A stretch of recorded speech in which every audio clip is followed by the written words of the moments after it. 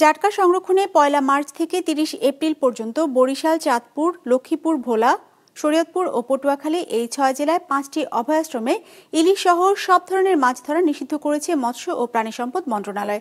সরকারি এই নিষেধাজ্ঞা অমান্য করে আরোপিত স্থানগুলোতে জেলেরা মাছ ধরছেন। তাদের দাবি, বিকল্প কর্মসংস্থানের অভাব ও সরকারি সহায়তা না পেয়ে বাধ্য হয়ে মাছ ধরতে হচ্ছে। প্রতিনিধিদের পাঠানো তথ্য ও ছবিতে ডেস্ক রিপোর্ট। ২৫০টিরও বেশি ডিজাইন অপশন নিয়ে ওয়ালটন স্মার্ট ফ্রিজ, বোঝে আপনার প্রয়োজন। মার্চ ও এপ্রিল এই ২ মাস মাছ ধরার উপর নিষেধাজ্ঞা থাকলেও বরিশাল, চাঁদপুর, লক্ষ্মীপুর, ভোলা, শরীয়তপুর ও পটুয়াখালী এই ৬ জেলার ৫টি অভয়াশ্রমেই চলছে মাছ ধরা। এই সময়টাতে সব ধরনের মাছ ধরা, মজুত, পরিবহন ও বিক্রি বন্ধ থাকার কথা থাকলেও ভোলা, পটুয়াখালী, চাঁদপুর সহ নিষেধাজ্ঞা আরোপিত এলাকার বাজারগুলোতে প্রকাশ্যে চলছে বিভিন্ন ধরনের, বিশেষ করে ইলিশ মাছ বিক্রি। জেলেদের অভিযোগ, ১ মার্চ থেকে মাছ ধরা বন্ধ থাকলেও এখন পর্যন্ত সব এলাকায় বরাদ্দ শুরু হয়নি জেলেদের চাল। নেই বিকল্প কোনো কাজের ব্যবস্থাও। রয়েছে এনজিও বা মহাজনের সুদের টাকা দেবার তাগাদা, বলছেন জেলেরা।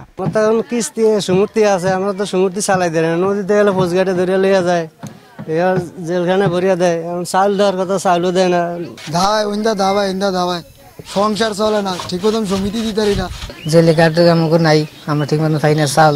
জেলা মৎস্য কর্মকর্তারা বলছেন, নিবন্ধিত জেলের তুলনায় চাল বরাদ্দ কম হওয়ায় সব জেলেকে নির্ধারিত সময়ের মধ্যে চাল দেওয়া সম্ভব হচ্ছে না। ২-১ দিনের ভিতরে চাল দেওয়া শুরু করবে এবং আগামী ১ সপ্তাহের মধ্যে আমাদের সকল জেলেরা, এখানে ৮৯,৬০০ জেলে আছে, সবাই চালটা পাবে।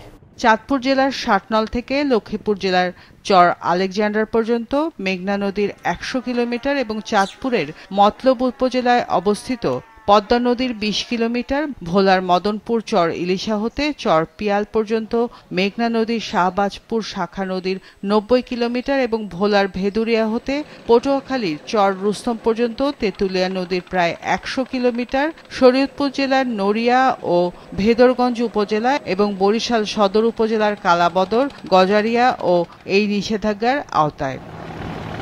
বিজনেস রিপোর্ট, মাছরাঙা টেলিভিশন।